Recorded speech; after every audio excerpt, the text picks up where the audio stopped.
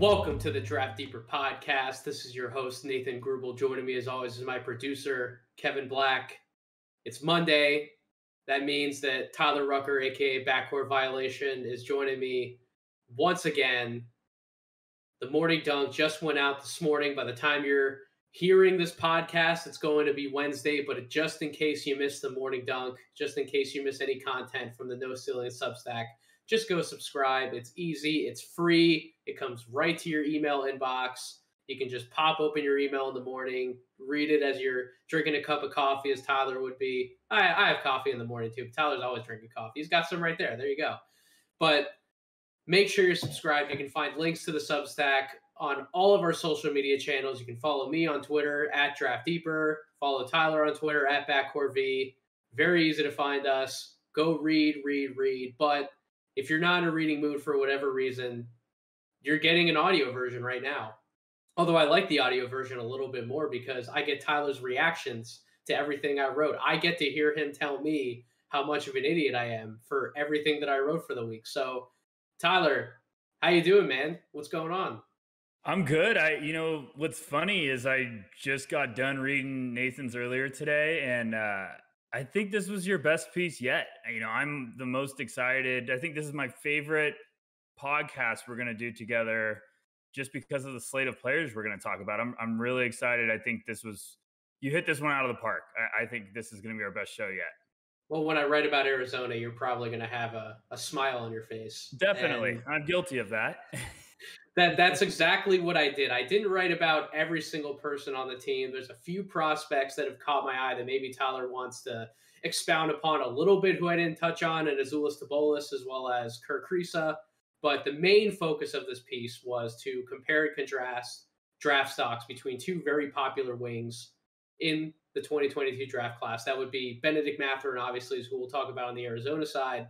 And go in the opposite direction, Patrick Baldwin's stock is seeing a pretty steep decline across a lot of mainstream boards. But let's start with the Arizona guys first and foremost. Let's keep that smile on Tyler's face for a little longer here. If you're watching on the YouTube channel, you can see his pearly whites right there. But Arizona. So I had caught a little bit of their film earlier in the year. I got to sit down and actually watch in full with some note-taking, Arizona and Illinois. That was a fun game, first and foremost. I love everything that Illinois brought to the table, trying to hold the court at home. But this Arizona team, at the time of that game, this past weekend, they were ranked number 11. Now they're absolutely going to be ranked within the top 10. I didn't get to catch their ranking today, but I think they're around like 8 or 9, something along those lines. This is a team, you just flip on the film. They are dangerous. They are versatile. They have depth. They have the type of roster construction built around a point guard in Kriisa who makes everyone around him better, who can take over and be a scorer at different points when some of the other guys don't have their shots falling. We saw that in the second half of the Illinois game. They have a big man who I'm sure you're going to rave all about because you did preseason in Koloko, who is a 7'1" mountain man who can protect the rim. Obviously, he's athletic. He can get out on the perimeter, defend a little bit, keep guys in front of him. And really the crown jewel of this Arizona team is Mathurin. 6'7" wing scorer. I think he can play the 3 in the NBA. We were having some internal debates this weekend on whether is he a 2, is he a 3. Either way, he is a tremendous wing scorer, 3-level scorer. Really has his bread and butter is shooting the basketball. He's not the most dynamic creator in terms of shooting jump shots off the dribble, but if you get him going off movement, if you have him working off screens, off handoffs, getting to the basket, stopping in the mid-range, pulling up for a jump shot, open spot up threes, he can do all those things, and he can do them in spades. And then you factor in how much of an athlete he is, the transition athlete that he is. He's a vertical leaper. He can finish over guys. He's not always the best option to finish through defenders at the rim, but at the same time, I don't know how much you're necessarily asking that of him. What we really wanted to see from him this year, and thankfully we've started to see more and more of it on the film, it's not just we wanted him to be more aggressive and take over games more consistently, but we also wanted to see him make decisions with the basketball. How much of an improvement could he show in the live dribble passing? What could he show us out of some pick and roll situations? The pick and roll game hasn't quite come around yet, but he has been a much more electric live dribble passer. He's made better decisions with the basketball. I think his shot selection's improved. His shooting percentages have gone up across the board. His last 3 out of 4 games, I think he scored like 24 more points, is what I wrote in my morning dunk column. He is on fire. He's on a tear. By the time everybody hears this podcast on Wednesday, I won't spoil where he went in the mock draft fully, but he is inside the top 10 on our composite mock draft that we're going to be releasing the same day. There's arguably not a hotter name in draft circles right now besides Johnny Davis. It's really him and Johnny Davis, and I even tweeted that they've improved their draft stock the most over the opening weeks here. Tyler, you being the Arizona guy, you're based out of Arizona, you're in Mountain Time, you're watching a lot of their games.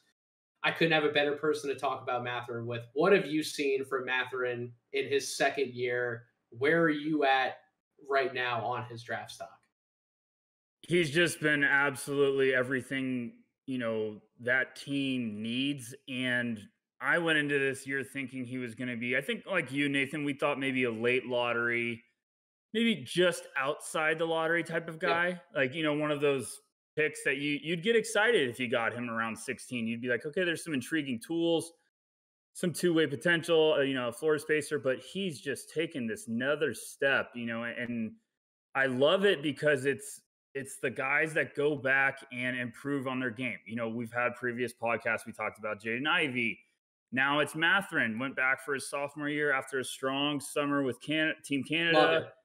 Just everything you've seen, and you pointed on it in your article, and it was exactly what I wanted to see, was the decision-making has just stood out in such a beautiful way. We knew he had the potential to, space the floor. He's got this outside shot that's pretty, and he's also just gotten after both sides of the floor. I mean, he's nasty.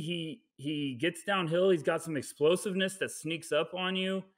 I've just been really impressed with, the production's been outstanding. I think, because Nathan loves numbers. I did some numbers before I came on this. So, in December, he's got 3 games, but he's averaging 27.7 points.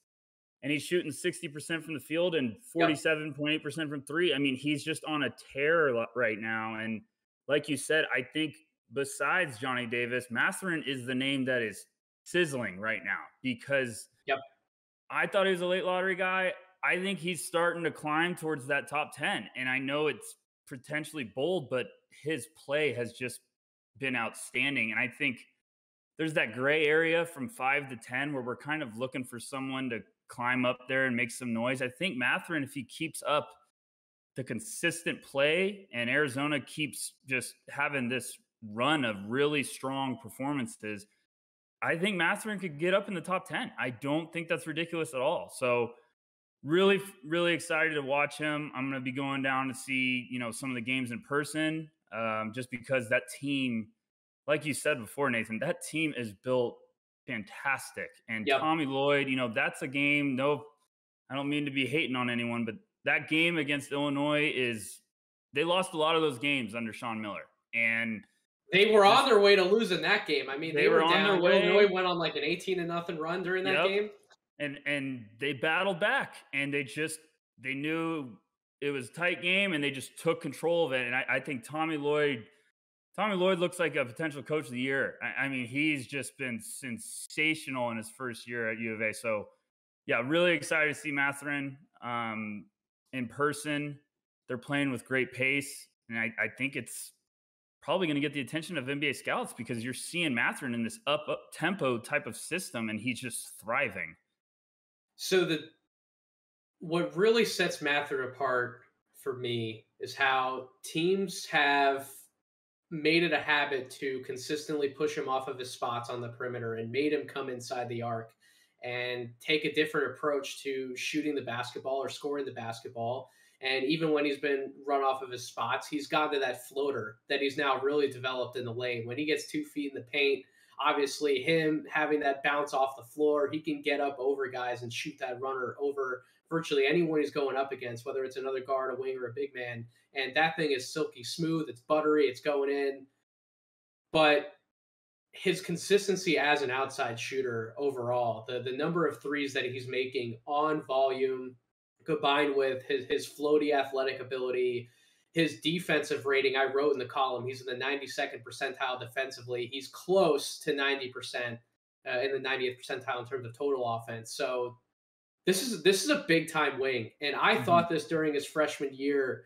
He could really take steps to improve and be on this Andrew Wiggins type of trajectory. Like that, it's not just because the both of them are from Canada. It's when you watch their games, the best of Andrew Wiggins is when he's able to hit enough perimeter shots where the defense has to respect it. Then defense closes out on him. Wiggins is able to obviously get around his man because of the burst that he has off the bounce. And then he's either going to like that floater type move in the lane, or he's hitting him with a spin move.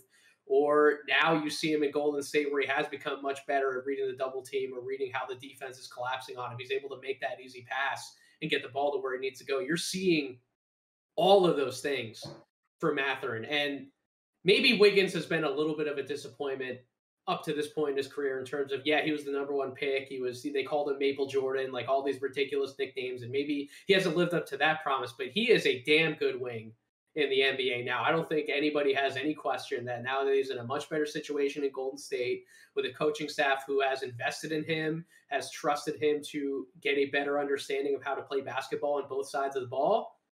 Now you're really seeing a lot of that come to fruition. And I see so much of that developmental arc already in just 1 year for Mathurin. It's scary to me to think where his ceiling is or how high his ceiling is, Tyler. What do you think about some of those kind words I'm giving Mathurin in that comp?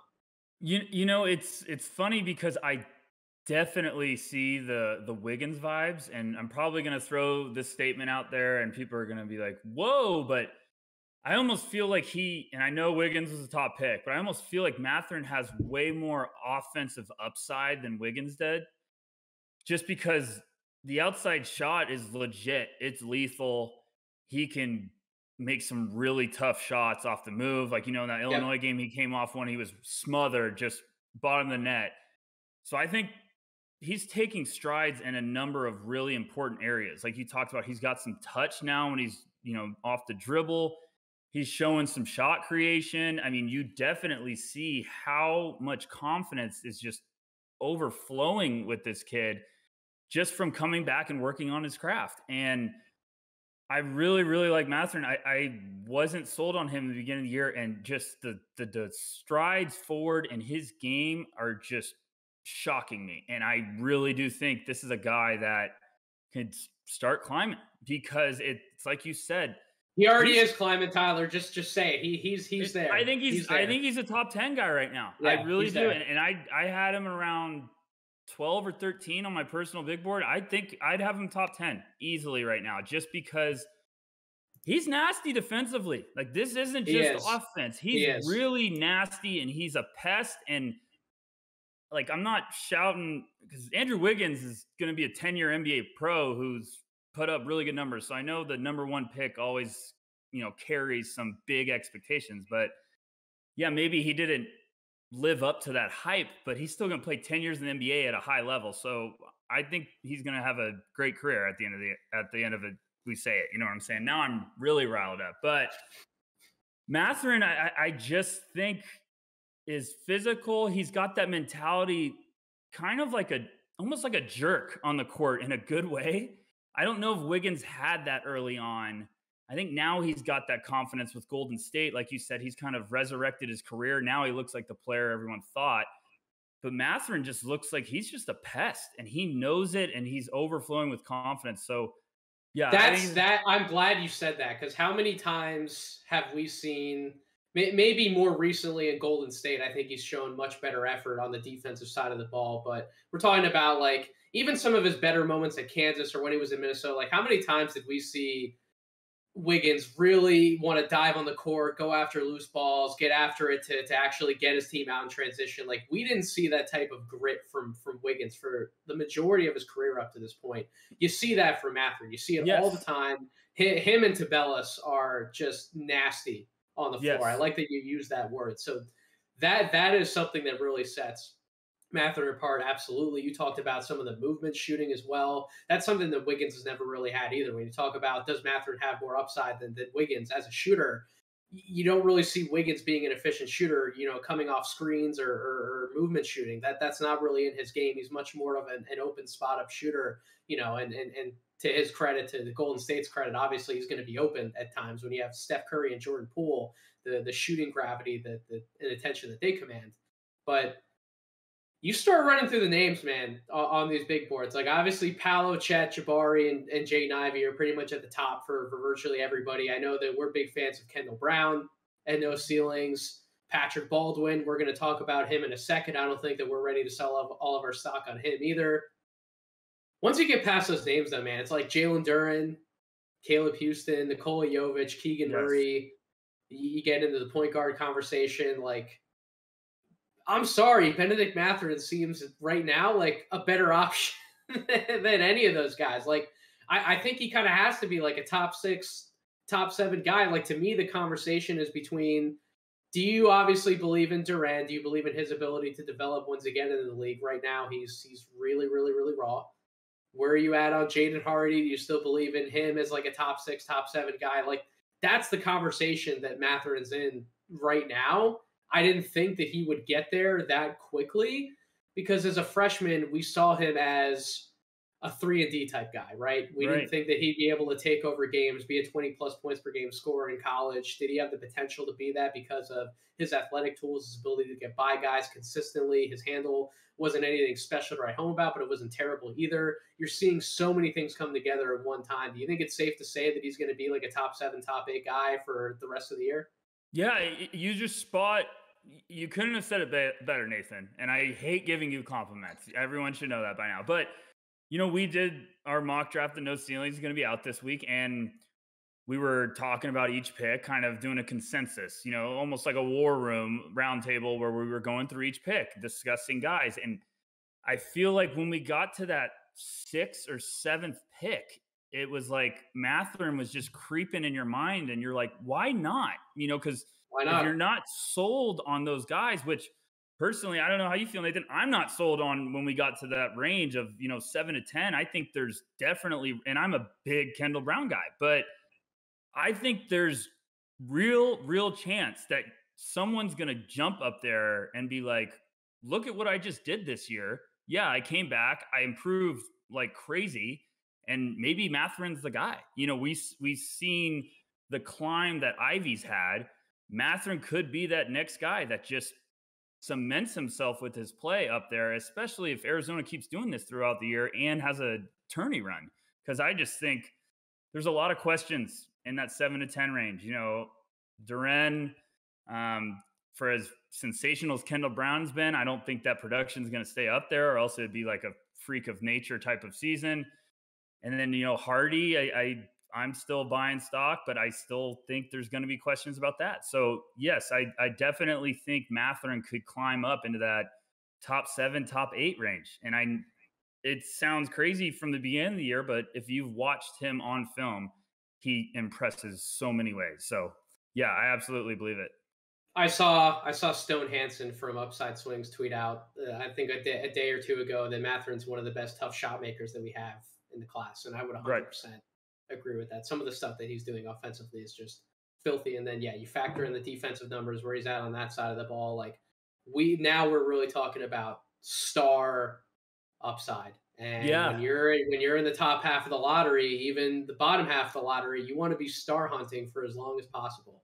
That's a very big thing in front offices. You don't just want to take the quote unquote safe pick. If you feel great about your scouting process, your evaluation process, you have a potential star grade on someone versus a safer pick, GMs and especially owners, they want you to take the star. They want you to take the moneymaker. They want you to bring in the guy who's going to put butts in seats. And Mathurin's doing that at Arizona right now. He's a big reason why Arizona is going to be a top team featured nationally pretty much the rest of the year, and why I think they're very likely to make the Final Four in March. Absolutely.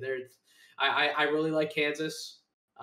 Duke has brought some interesting things to the table if they can all kind of gel together. Obviously, Kentucky is always usually in the mix. There's some other veteran teams out there, but like Arizona and Kansas to me seem like the 2 best teams in the country right now, along with Baylor. Like those are probably like my top my top three. Do you think that Arizona's going to be there when it's all said and done? Yeah, I do. This team, just when you watch them, they play so damn fast. They're nasty. They have that attitude, and it's not just like two or three guys, it's the whole team. I mean, they have 8 guys they can just keep rolling out at you. It's Mathurin, it's the bigs. And I know we're going to talk about Coloco. Like, Kerr's been fantastic. They just have these guys that complement everyone so well. Like, they have got ball handlers that can distribute and are fantastic playmakers. They've got gritty defenders. They've got bigs that can play together. They're trotting They are out lineups with nasty. so much size, Tyler. Like if Yes. Kreese is like the smallest guy on the floor, but then you're throwing out Mathurin, you're throwing Yes. out Turbulence, Larson, and Coloco. They're playing like all four of those guys together. Like the shortest guy out of them is Mathurin. Whether he's listed at 6'7", if you want to argue about how tall he is, sure. Like we can even bump him down an inch, 6'6". Like the fact that it's Kreese and then a 6'6" Mathurin and everyone else on the court's like 6'10" or 7'1", that's an insane amount of size on the court at one time. And it all works because they all defend together. They get out in transition. You're not trapping them in half court situations as much. They're constantly running up and down the floor. And if you do get them in the half court, Kreese can get by guys. He can get in the lane, hit you with a floater. Mathurin's a 3-level scorer now. And then when so much of that defensive attention is put on those two guys, then that frees up some opportunities for a Coloco to get in the mix for a lob, or Turbulence to do the same thing, or take somebody off the bounce, or post somebody up. Like they have so many options on that team. Yeah, that you can be a homer all you want. You're going to be a homer, Tyler, but I'm going to agree with you on this one. I love what Arizona's doing, but let's also talk about.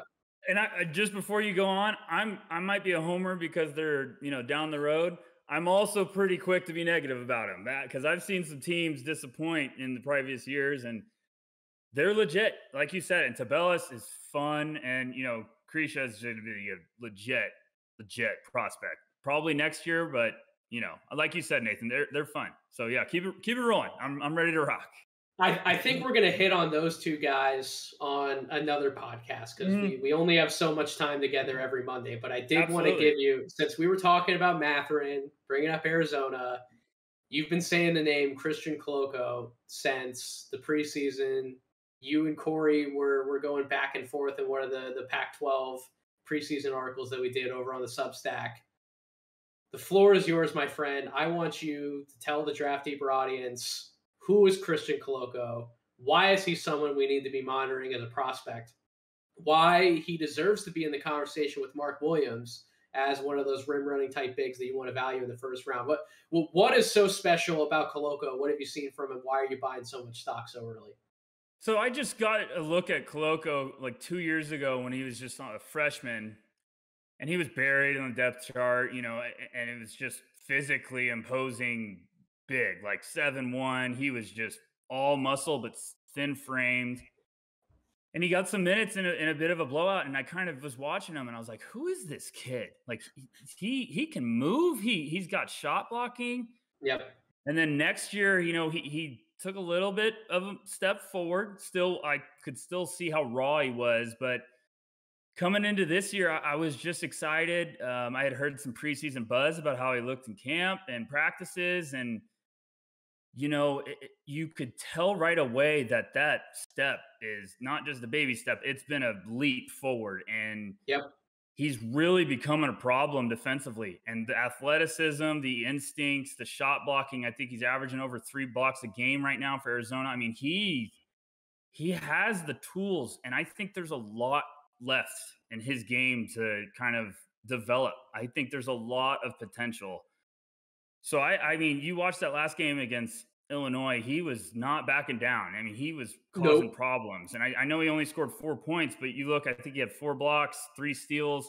I mean, he's all over the place, and he can live above the rim, and he's not this flow building, big. He can get off the floor in a hurry. He can move.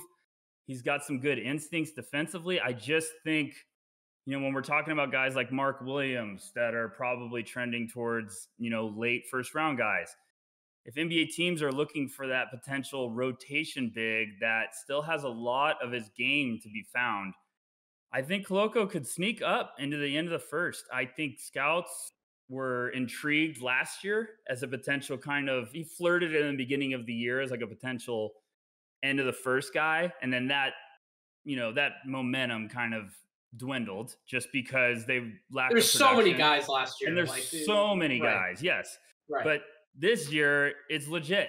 And he's being a big piece in a very, very strong team.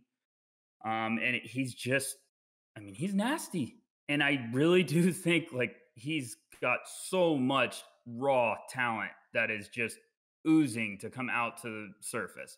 So I'm a big fan.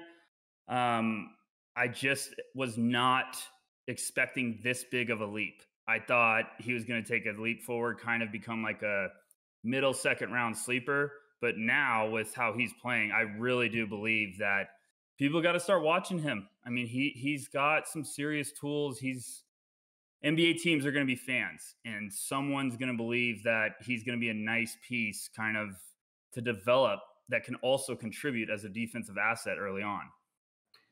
Well, I'm sure we'll bring it up in future conversations. But Mark Williams, it wasn't just late first in our little mock draft forum yesterday. Corey, Yes. that MFer was like, oh, 16, Mark Williams, let's go. They got out of control in a hurry. I was like, whoa, what? Yeah, that was wild. Shout out to Corey. We love you, man. That was a little wild. So it was too rich for my blood to take Mark Williams around 16. But when we evaluate this class, and it's very, very, very early. You and I, that's like our running joke. Like, Yes. why are you making me do a big board in December? Why are we doing a mock draft in December? At this point, and again, our opinions can change, but at least where I'm at right now, you get past like the top 20, 22-ish guys that we're ranking. Like, I lose excitement very quickly. Mm-hmm. And this class does not seem to be as deep, nearly as deep as it has been the last 2 years. I kind of tried to say that on social media at the beginning of this year. Like, everybody pump the brakes a little bit. Like, we've had two very incredible, very deep drafts. That is not a trend that's going to continue. And these were very, very outlier years. And I think this year we're going to see it come back in a little bit.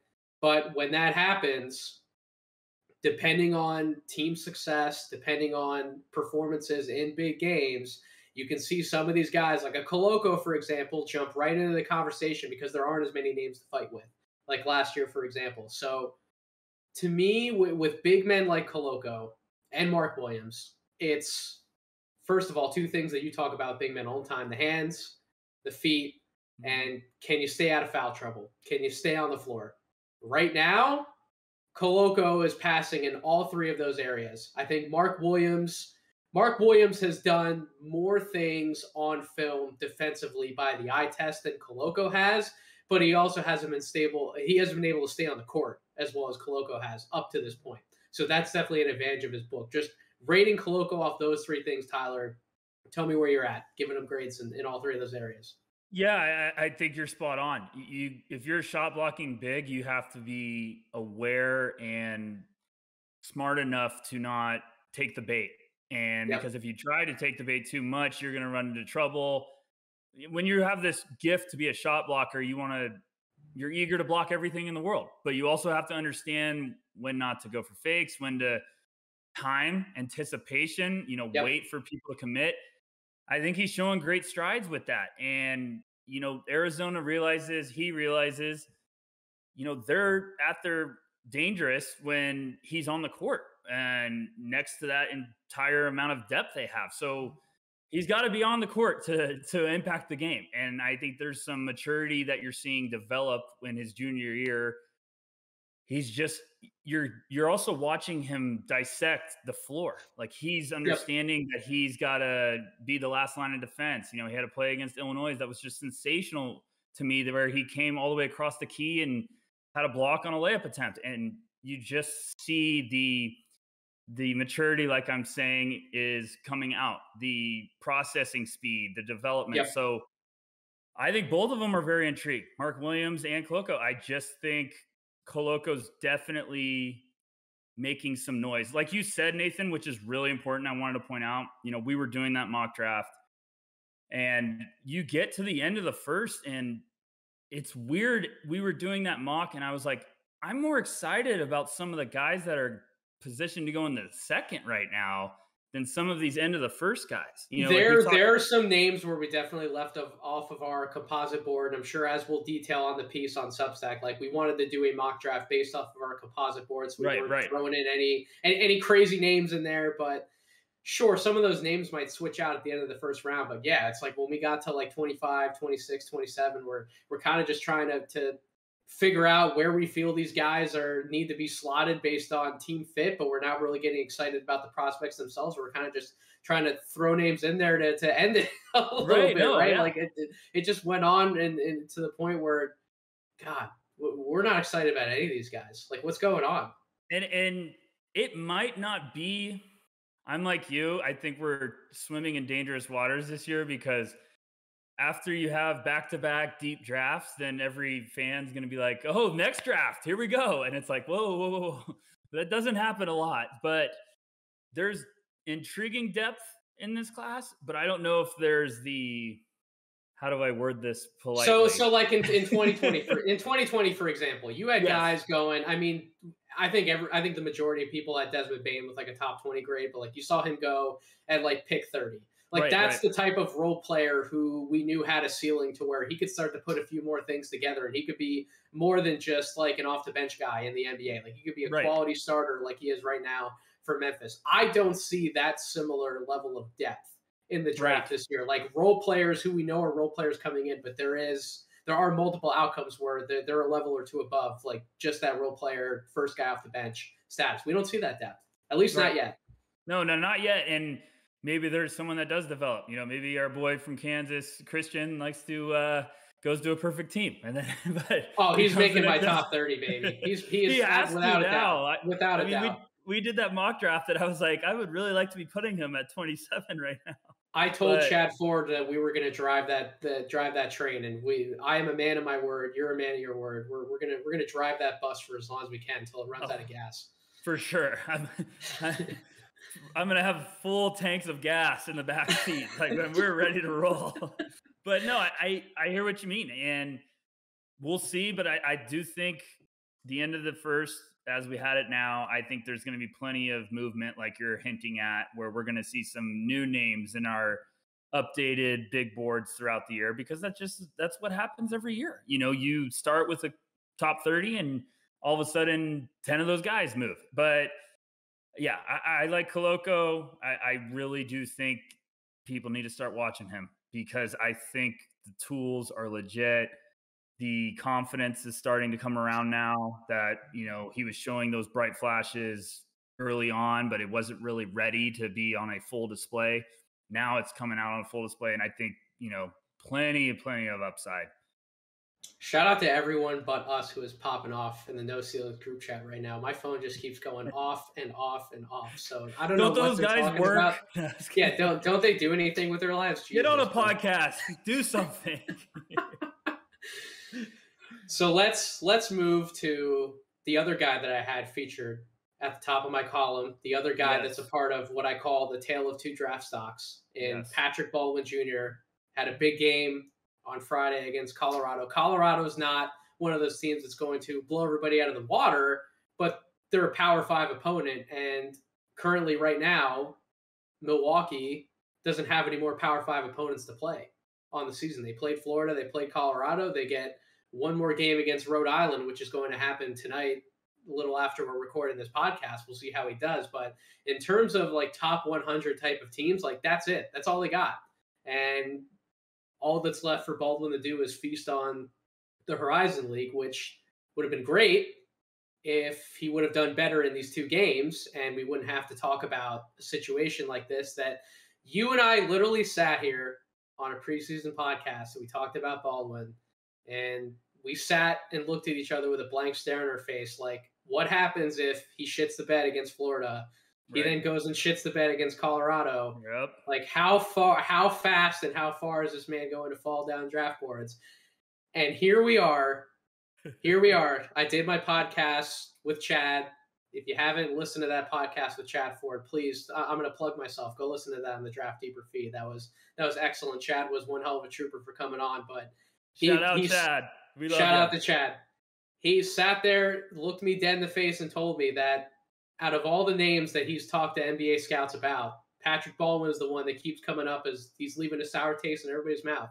Like, we expected him to do more. We expected him to do more against Florida. He had a poor performance. He's been inconsistent against some of the other competition he's played. Yeah, he had that great game where he was 6 for 6 from the three-point line against Robert Morris. But other than that, he's been very inconsistent. And now he's really starting to drop. I know Chad, his last big board, he had him at 14. I see other people asking me, like, why is this dude in like even in the middle of the first round? Like, he should be like a late first rounder at this point, given his play. And you and I are both going to sit here and we're going to say, folks, take a deep breath. He's 19 years old. I think he's 19 years old. I don't think he's 18. I think he's 19. But I think he's 19. Whatever. Regardless, that's not important. It's not important. What is important is that he's a teenager. Right. And he's in a situation where he's on a bad Milwaukee team. He is the only guy the defenses have to game plan against. Like, in my column specifically, I compared his situation. Like, let's compare his situation to like Paolo Banchero's, for example. Mm-hmm. Right? They're both 6'9", 6'10", gifted offensive forwards.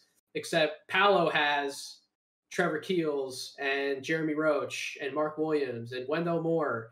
So defenses can't just key in on him in the same way that they can on a Patrick Baldwin, for example. They can't afford to trap Paolo as many times as they could afford to trap a Pat Baldwin, for example. Now, my point, my counter argument that a lot of people would make would be like, well, Jabari Walker is going to guard Paolo as much as he's going to guard Pat Baldwin. That's true. Jabari is going to guard the best matchup in both situations.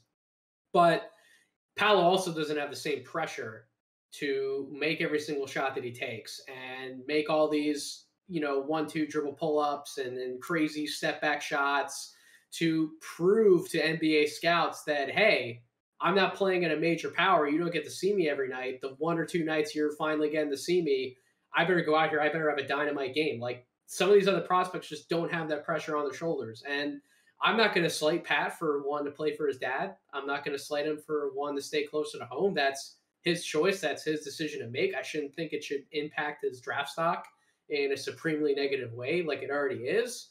But he had a few bad games overall. Like, so what? Everybody has a few bad games overall. Like, on that Duke team, we were talking about in the war room. We were talking about Trevor Keels. Like, Trevor Keels had that big game in the Garden. Like, what the hell has he done since then? Like, point to me the other game that he's had where we're sitting back and we're saying, is he a prospect who has a ceiling higher than like Luke Dort? Like, I haven't seen anything. A lot of these guys struggle. They're young. They're freshmen. It is what it is. And you actually flip on the tape. You watch some of the shots that he has made. Like, everybody who's saying negative stuff about him wanted to clip up that shot of that step back 3 that he made against Colorado. And they're like, look at what this guy can do. This is why we don't want to completely sell off of him. But then they watch the rest of the game and they see him miss some of these tough shots. And they're like, oh, he's not getting around, guys. Or I don't know how he's going to do this at the next level. It's like, dude, he's 6'10". He's longer than almost everybody else. The jump shot is butter. It looks good. It's smooth. It's money. And then you look at some of the numbers that I pointed out in my column. Everyone's like, oh, well, he's not making all these shots. The numbers are crap. No, the numbers really aren't crap, to be perfectly honest with you. He rates out pretty well in some pretty good percentiles to be ranked in as a shot maker, as a shot profile.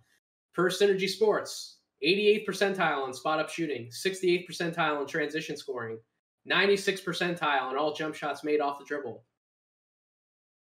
He's a 92nd percentile rating in terms of pick and rolls, including passes. Like, he's doing some interesting things if you just pump the brakes a little bit and not look at just the raw box score numbers. Like, I'm sorry, I'm not going to draft this kid. I'm not going to drop him yet. I'm going to keep him where he is. And Tyler, I can already see this unfolding where, like, everybody wanted to argue with me about why I was so high on Cole Anthony, because Cole Anthony was inconsistent for a whole college year. This is going to happen all over again. It's like it's deja vu all over again. I can't believe I'm going to have to do this, but here we are. We're going to be 3 months in, and Patrick Baldwin's probably going to do some crazy things against some of these other teams that he plays. But everyone's going to look back and point to Florida and Colorado and maybe Rhode Island. They're going to be like, well, why didn't he do it in these games? For everyone No, where are you at, Tyler? Where are you at, Tyler? I just rambled far too long. It is my podcast, but I rambled too long. Go ahead. No, you didn't ramble too long, because this is a serious thing. Because for everyone that is listening and isn't watching us on the YouTube channel, I was dead stone faced the entire time because I couldn't agree more. This annoys me because it happens every year. We find a guy that just has a couple bad games and we're like, look at what he did in that game. And it's like, okay, yes, but this could be a hot take. I think you could put anyone in this draft on a team like Milwaukee, like, all respect to those kids, or anyone at that competition level. It's a bad team. Don't even mince words, Tyler. It's a bad team. I'm just saying, if we took any one of these guys in our top 30 and said, go play there, you're the guy, they're going to get all the attention and defensive coverages, and the kitchen sink's going to get thrown at them, and they're going to struggle too. So I'm not selling any stock on Patrick Baldwin. It's 2 games. His team was getting just roughed up in both games.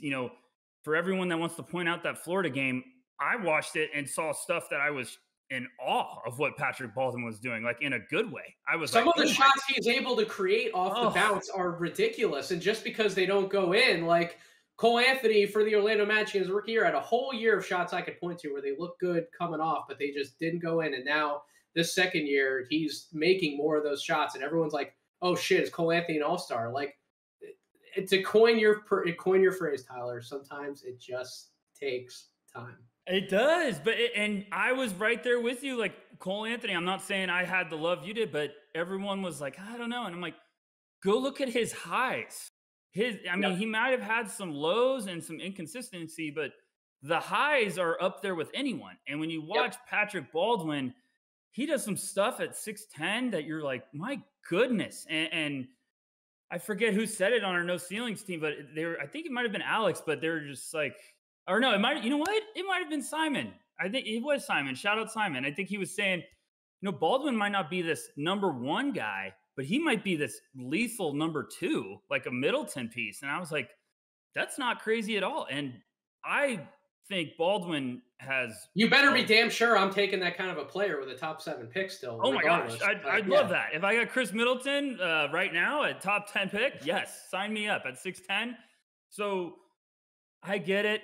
I understand people were basically like ringing a dinner bell or, firing up sirens after that game, because like you said, we hinted in the beginning of the year, if he didn't go and have strong performances at least one of those games, everyone was going to be like, look, we circled that game before. Now we're circling it with red Sharpies because we're freaking out because he struggled with the tough competition. I was like, yes.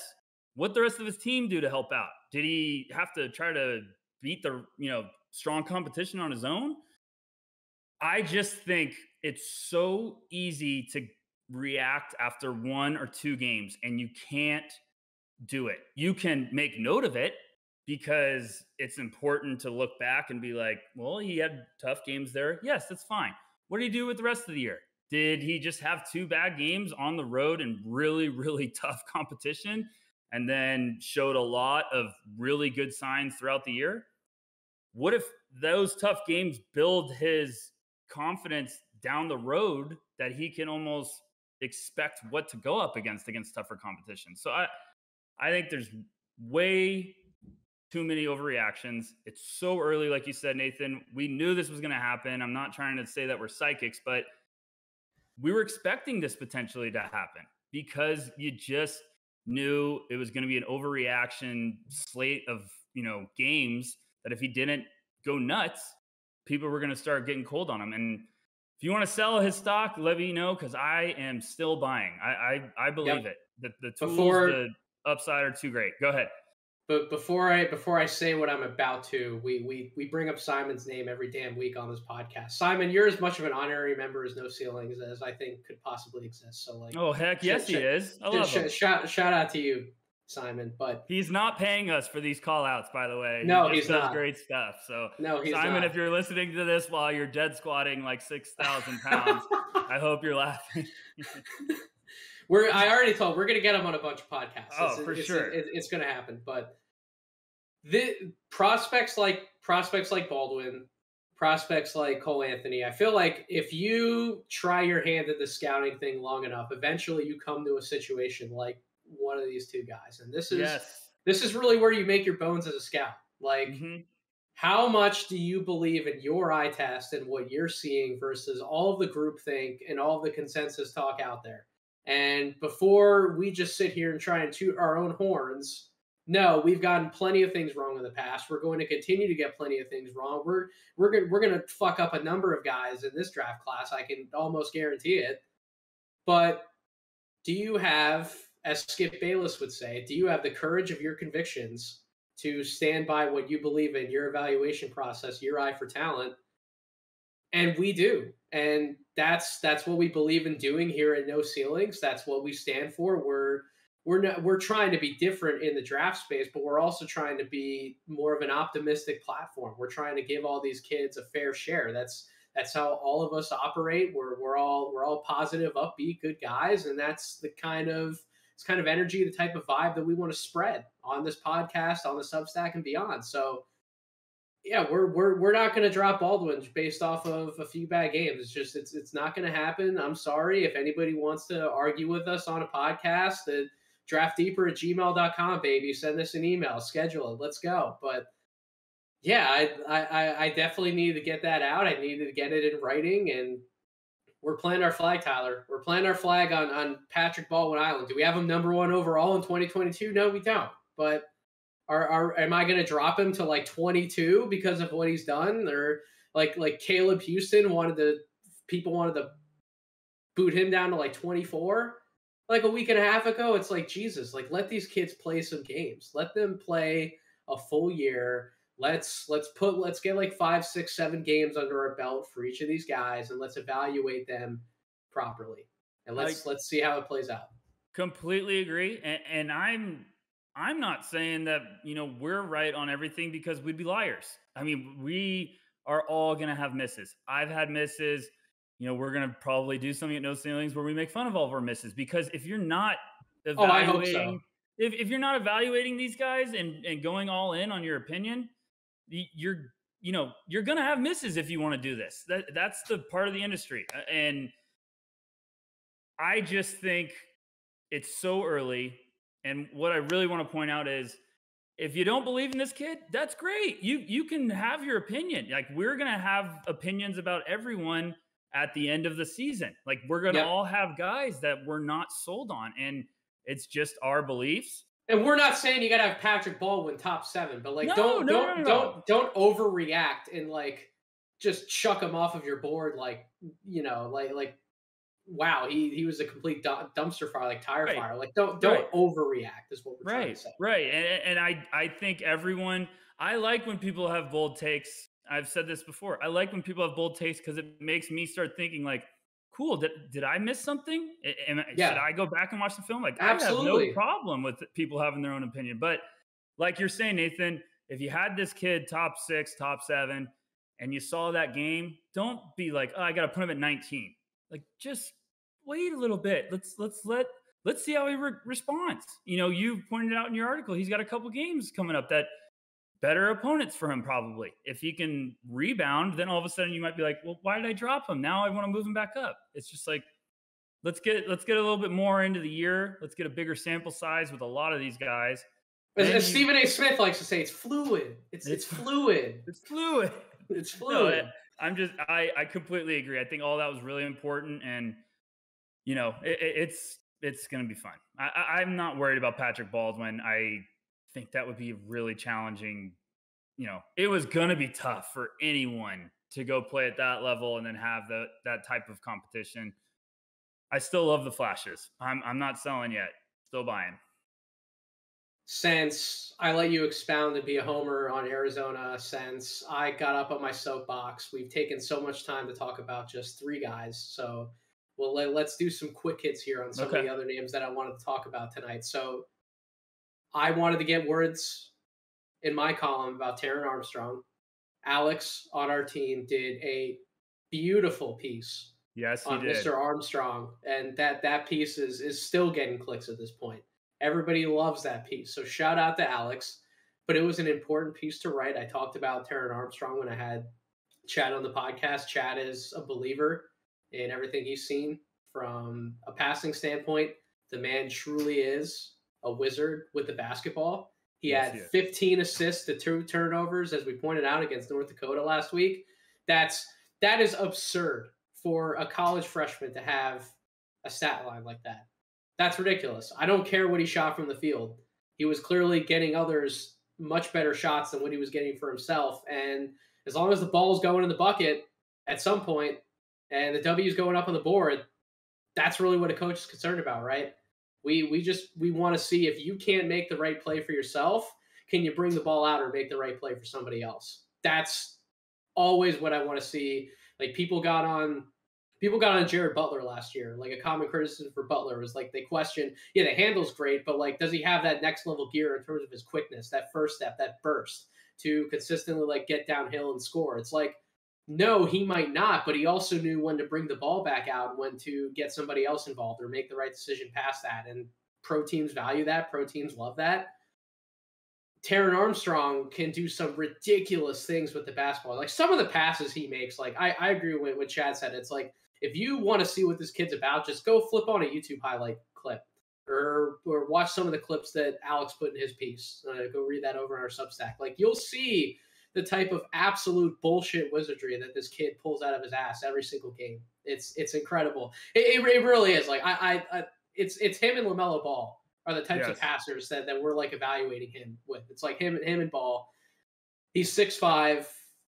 He's not the quickest of guys, but he has great feel for the game, great instincts. He's the best rebounding guard in this class. He's not completely inept to scoring the basketball himself. He's still averaging 12 points a game, and he's averaging those 8.8 assists per game to 3 turnovers. So he's over a 2-to-1 assist to turnover ratio, almost a 3-to-1 assist to turnover ratio with how much he has the ball in his hands.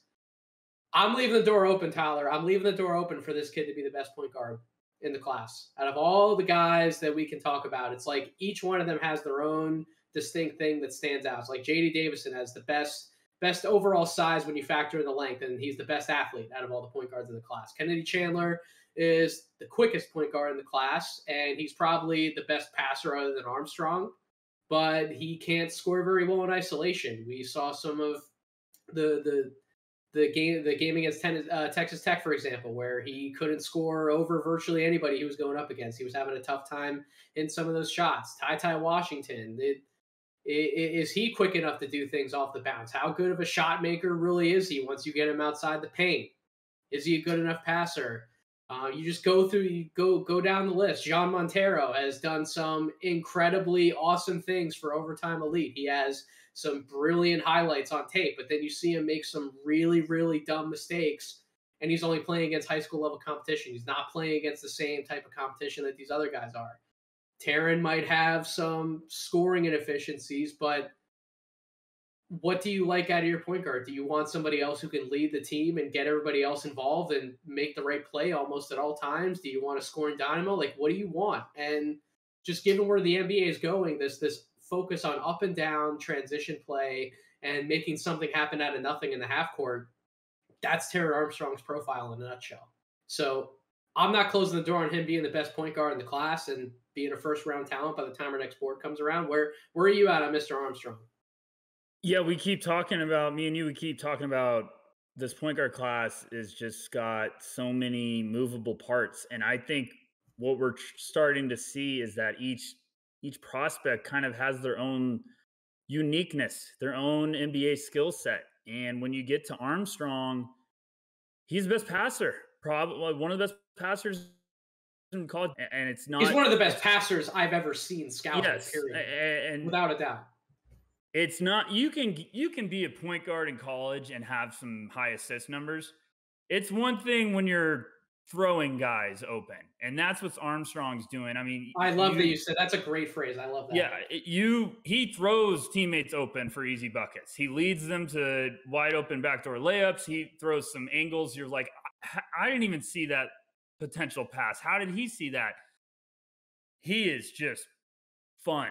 if you haven't watched him, and it's crazy because beginning of the year, I'd started watching Cal Baptist, and I'm like, what am I doing? I gotta go to bed. It's 2 a.m. I'm watching Cal Baptist energy, and Armstrong, I was just like, oh my gosh, who is this kid? And I think I threw it to the No Ceilings group, and I think I got like a response from Alex like a day later, and he was like, oh my gosh, I'm hooked. And then he wrote that sensational piece on him. But when you watch him, it's just some of the stuff he does with the balls in his hand. It's incredible.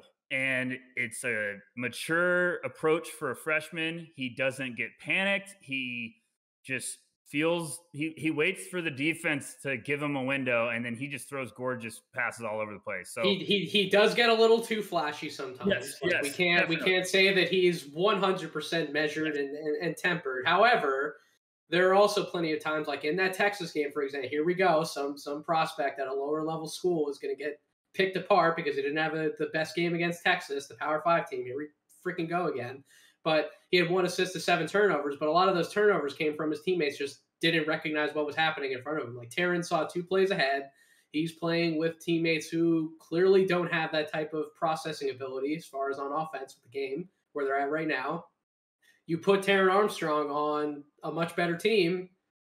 I can't even imagine the type of numbers that he might put up on a Power 5 team in terms of the assist totals. It's crazy what he's doing.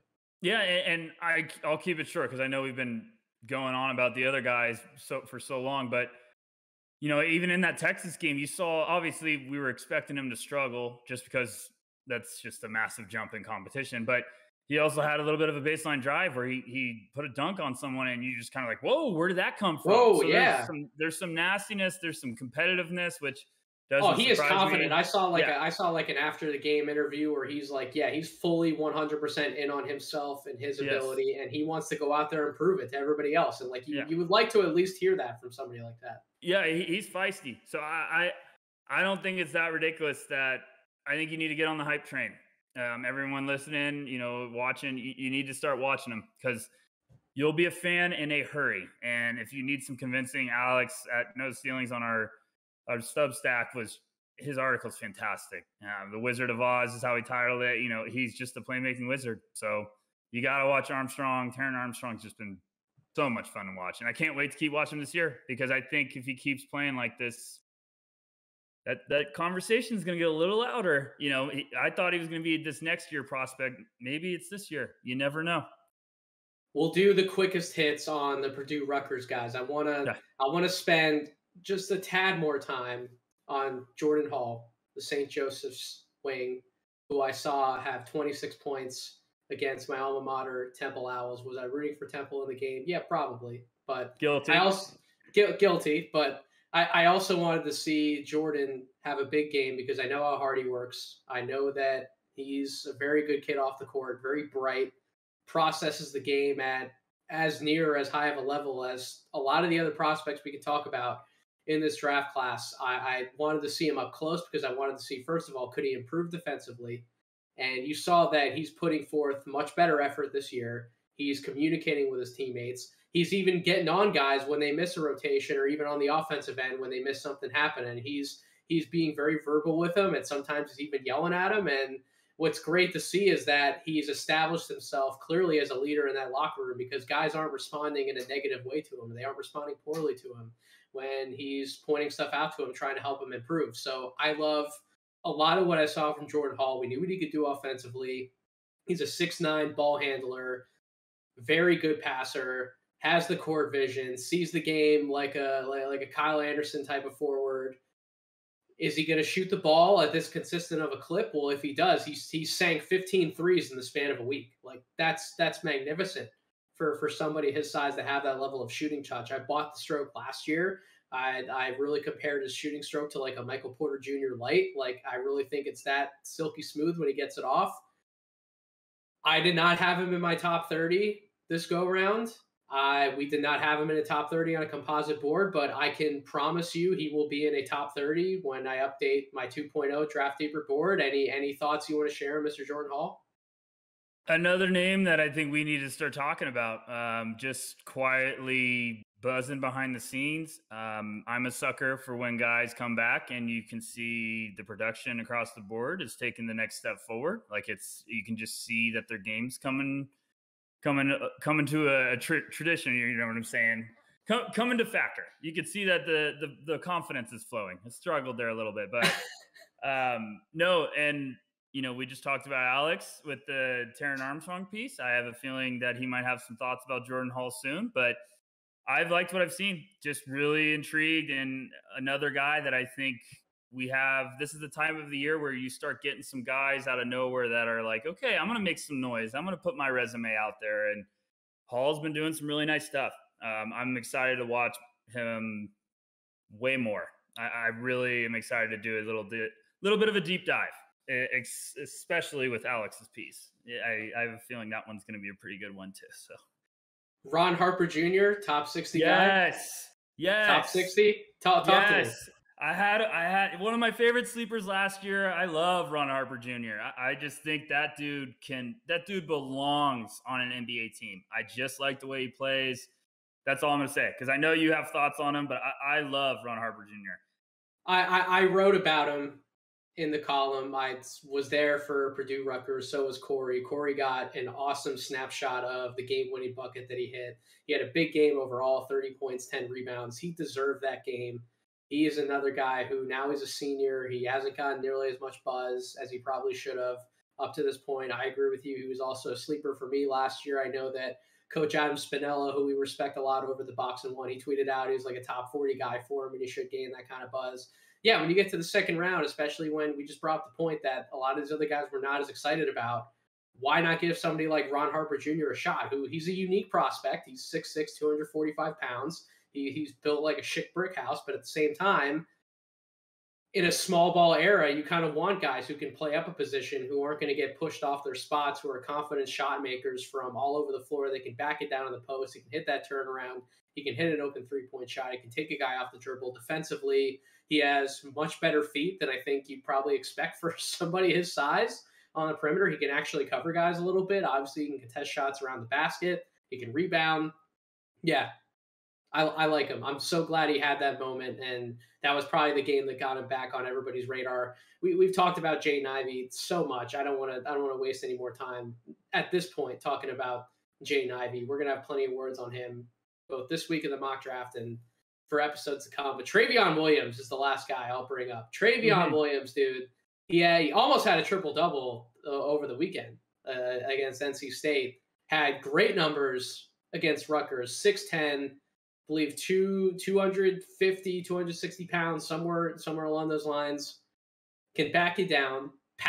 Best passer out of the post that we have in this draft class by far. Like nobody even comes close. He zings that ball across the court like no other big can in this class. He can sneakily take you off the dribble.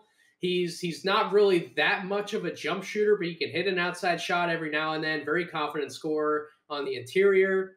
Is one of those guys, if you're trying to go up against him when he's defending in the paint, you can't finish through him.